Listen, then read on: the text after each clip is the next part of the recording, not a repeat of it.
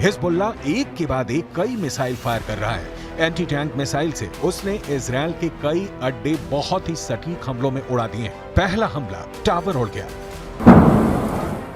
दूसरा हमला रेडार तबाह हो गया, तीसरा हमला एक और अड्डा तहस नहस हो गया।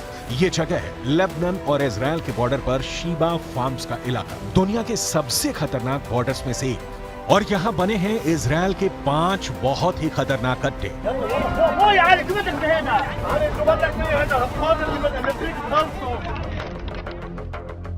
अड्डा नंबर 1, अड्डा नंबर 2, अड्डा नंबर 3, अड्डा नंबर 4, अड्डा नंबर 5।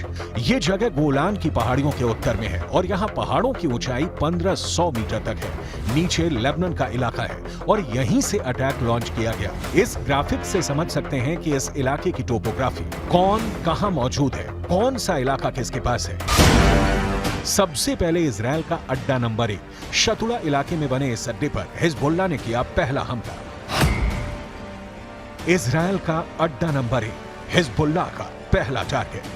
हिजबुल्ला ने कॉर्नेट मिसाइल से अटैक किया जो सीधे जाकर इजराइल का एक टावर उड़ा देती है। हिजबुल्ला की ये रेंज देखकर इजराइल के कैंप में खलबली सी मच गई है, क्योंकि निशाना भी बिल्कुल सटीक लगा और टावर पूरी तरह तबाह हो गया। इसके बाद टारगेट बना इजराइल का अड्डा नंबर 2। ये भी शतुला इलाके में है और यहाँ हिजबुल्ला ने किया दूसरा हमला।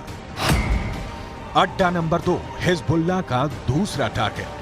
इस बार हिजबुल्ला ने BGM-71 TOW anti tank missile का इस्तेमाल किया। अमेरिका में बनी यह मिसाइल इतनी सटीक है कि इसने ठीक रेडार स्टेशन को तबाह कर दिया। ऐसा निशाना देखकर कोई भी दुश्मन डर जाएगा। इसके बाद टारगेट बना इजराइल का अड्डा नंबर 3। ये भी शतुला इलाके के करीब है और यहां हिजबुल्ला ने किया तीसरा हमला। अड्डा नंबर 3 हिजबुल्ला का तीसरा अटैक। इस बार हिजबुल्ला ने conquers anti tank guided missile fire की। रूस की ये वायर गाइडेड मिसाइल भी इजराइल के एक ठिकाने को खत्म कर देती है।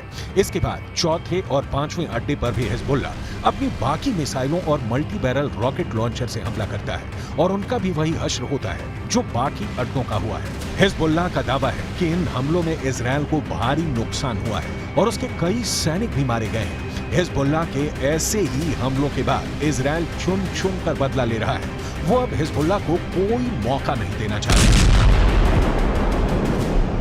इजराइल लेबनान सीमा के यारीन इलाके में हमारी मौजूदगी है। किस तरह से जो लेबनान के सरहदी गांव हैं वहां पर तबाही के निशान हैं वो देख सकते हैं। ये एक इमारत है जिसको निशाना बनाया गया है। यहाँ पर कोई नज़र नहीं आ रहा, देखिए सिवाय एक बिल्ली के। बिल्ली यहाँ पर नज़र आ रही है और देखिए हाल ही में इस पर अटैक किया गया है, रॉकेट से इस पर अटैक किया गया है। रॉकेट के निशान भी आप यहाँ पर देख सकते हैं। आप तस्वीर देखिए किस तरह से इस बिल्डिंग को निशाना बनाया गया है।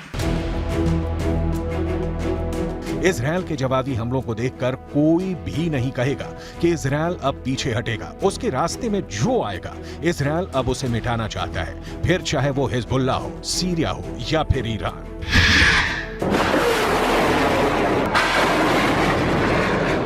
That in response to the Israeli incursions, the airstrikes that are taking place, the Iranians have been telling everybody overtly and loudly that they will proliferate, they will escalate if necessary.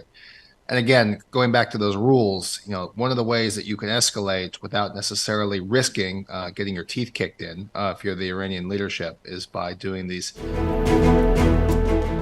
Israel और Gaza के बीच शुरू हुई जंग अब पूरी दुनिया को अपनी चपेट में ले सकती है।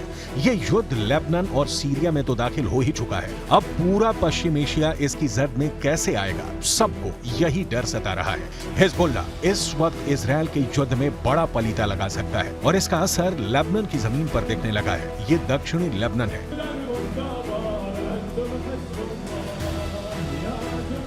और यहाँ पर इजराइल के हमलों में मारे गए हिजबुल्ला के लड़ाकों का जनाजा निकल रहा है। साथ में सैकड़ों लोग हैं जो इजरायल से बदला लेने की मांग कर रहे हैं। 7 अक्टूबर को हमास के हमले के बाद लेबनान इजरायल का बॉर्डर भी एक्टिव है। यहाँ पर इजरायल ने जितने भी हमले किए हैं उसमें हिजबुल्लाह के 40 से ज्यादा लड़ाके मारे जा चुके हैं। हिजबुल्लाह वो संगठन है जिसे ईरान से पूरी मदद मिलती है और ईरान हिजबुल्लाह को इजरायल के खिलाफ एक बड़े हथियार के तौर पर इस्तेमाल भी करता आया है। इसलिए अगर हिजबुल्लाह को नुकसान उठाना पड़ रहा है तो समझ लीजिए कि ईरान को भी बड़ा झटका लग रहा है। वैसे नेतन्याहू भी यही चाहते हैं, लेकिन उनकी ये ख्वाहिश अब पश्चिम एशिया को बारूद के ढेर पर बैठा चुकी है।